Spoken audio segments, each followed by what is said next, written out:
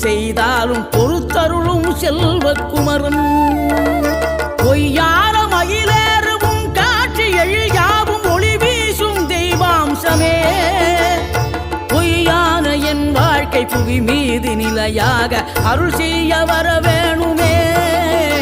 நீ அருள் செய்ய வர வேணுமே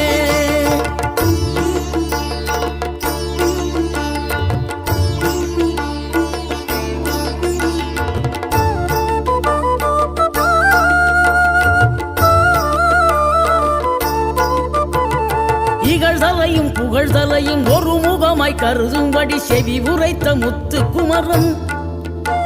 நீ வறுமையையும் வளமையையும் சமநிலையை உணரும்படி மதி கொடுத்த